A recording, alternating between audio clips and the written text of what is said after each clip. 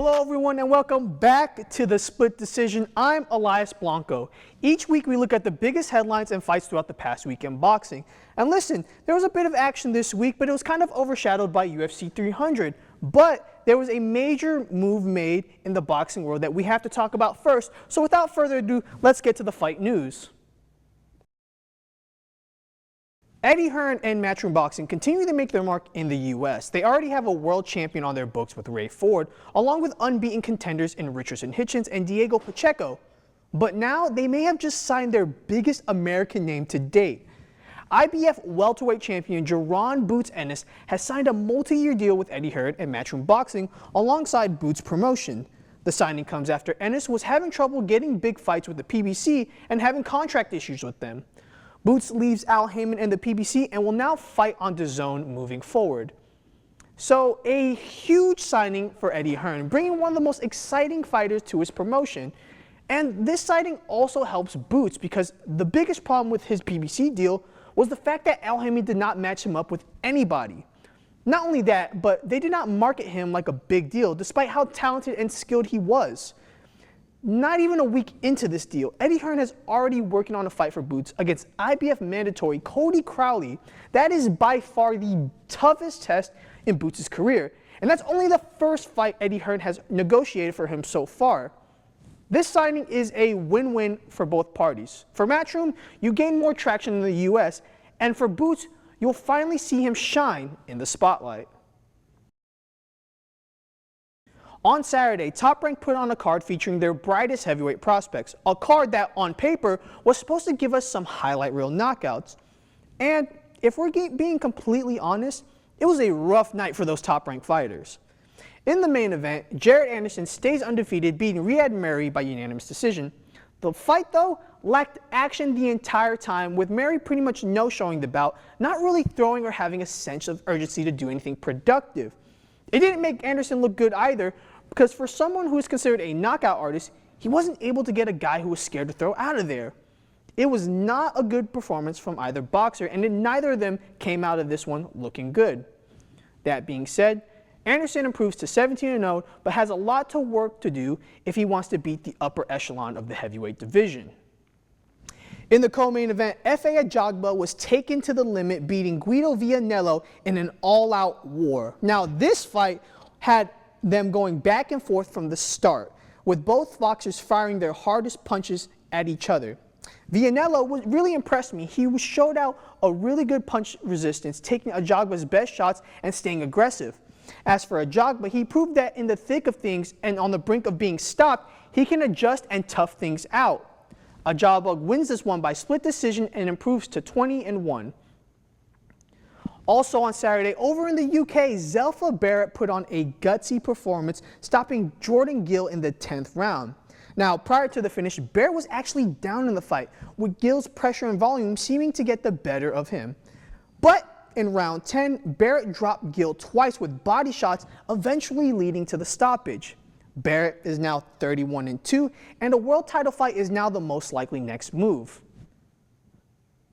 All right, and let's take a look at the upcoming fights this week. Listen, these past 2 weeks have been a little thin on fight cards, but this boxing weekend looks to be a big one. First, we start on Wednesday over in Japan. Hayato Satsumi is back in action. Listen, Hayato Satsumi recently turned pro in 2022. He has an extensive amateur background, fights a lot like Dmitry Bivol. I love that Soviet style. I love how Hayato Satsumi fights. I'm looking forward to that one. On Friday, Overtime Boxing is looking to push another fighter to the moon as Kurt Scobie takes on Dakota Linger. Listen, Overtime Boxing believe they have a star in their hands with Kurt Scobie. He has the look, he has the fear factor, he has the finishes to push ahead. And Dakota Linger, a very game journeyman, a very game boxer. He actually beat Josue Vargas, and I remember that fight. He's a game guy, he's a tough guy. I think this is going to be an interesting fight. But then on Saturday, the big one that everybody has been looking for since the fight was announced, Devin Haney versus Ryan Garcia for the WBC Junior Welterweight title. This is a super fight, and I'm excited too. You don't usually see the best fight the best, and you don't usually see the marquee names fight the marquee names often. But when you do, it's always going to bring up some hype. And this fight has been building to something super exciting. The press conferences have been entertaining. Ryan Garcia's antics have put more exposure to this fight. I think this is going to be an interesting one. And on that card, Arnold Barboza is going to be in action. I think, you know, he's someone to look out for at 140 as well. Maybe Barboza can fight the winner of Haney and Garcia. Who knows? We will have to see. And on that same card, John Ramirez and Charles Conwell will be back in action. Those are two of Golden Boy's top prospects. These guys are top 10 in the Ring magazine in their division. I'm excited for that fight card specifically, but this is a breath of fresh air. You know, we've had two fairly thin cards these past 2 weeks, and now we're back with a big fight. Big fight feels for boxing coming forward. I'm so excited, and boxing fans, you should be excited too. Canelo Alvarez and Jaime Munguia will look to put on an entertaining show for the fans on May 4th, but there may be some more action outside the ring now that a certain Mexican monster will be in attendance. Yes, David Benavidez has told reporters that he will be ringside on May 4th. And if I'm not mistaken, this will be the first time he's attended a Canelo fight. Who knows, maybe Canelo wins. We might see them face off in the ring. We might even see a juicy call-out, maybe asking someone to sign a contract. Just know May 4th just got a lot more interesting. On that same card, one of the most promising prospects in boxing is returning on Canelos Undercard. Carmel Moulton has indicated that he will return to the ring May 4th for his fourth professional fight. At 17 years old, Moulton has been very active since turning pro back in December. And honestly, I think this man is the future of boxing. He is technical, he is dangerous, fast, he has good defense. He has everything to become a boxing star, so I'm excited to see if he comes back in May 4th. Well, it's looking more likely that the Canelo Alvarez trilogy will be the last time we see Triple G back in the boxing ring. Gennady Golovkin's promoter believes the former middleweight champion is now most likely retired. Now, Golovkin is 42 years old and was recently named the president of the Kazakhstan Olympic Committee. So, if he is retired, he will go down as one of the most feared middleweights in boxing history. Someone who, at the time, was a breath of fresh air at a time where boxing was trying to find their next cash cow. And sooner or later, Gennady Golovkin will be a Hall of Famer, and honestly, he will be known as one of the most dangerous punchers in boxing history. Ladies and gentlemen, we are now at the championship round where we ran about the biggest topic in the past week in boxing. And this week we're cheating a little bit because we're not talking about a boxer, but we're talking about a UFC fighter. But not just any UFC fighter, one of the all-time greats, Mr. Max Holloway. Now, this past Saturday, the UFC had their biggest card of the year with UFC 300. And one of the featured bouts on the card was Justin Gaethje versus Max Holloway for the BMF title. Now, for those who don't know what the BMF belt is, it is a symbolic title to see who the baddest man on the planet is. And by the end of this fight, there was no doubt who that was. Just take a look at this photo right here.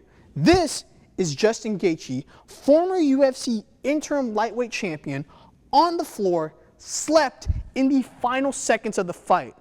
This picture right here will be plastered all over combat sports history for the rest of time.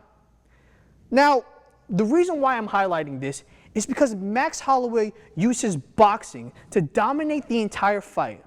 His movement, the crispness on his punches, the constant feints and looks, overloading Justin Gaethje's nervous system. Holloway used Boxing 101 to pick apart one of the most dangerous fighters in the UFC today. His striking was so good, he had me believing that he can seamlessly transition to the sweet science. And that final sequence, where Holloway points to the ground, telling Justin Gaethje to slug it out, that is what legends are made of. What Max Holloway did was so incredible that I had to show him love in this segment. And there is no doubt in my mind that Max Holloway is the best boxer in UFC history. Guys, that is all the time we have for fights today. Thank you guys for watching. Be sure to like, share, and subscribe. We're going to have videos every Monday on the sweet science. And listen, next week promises to be a banger.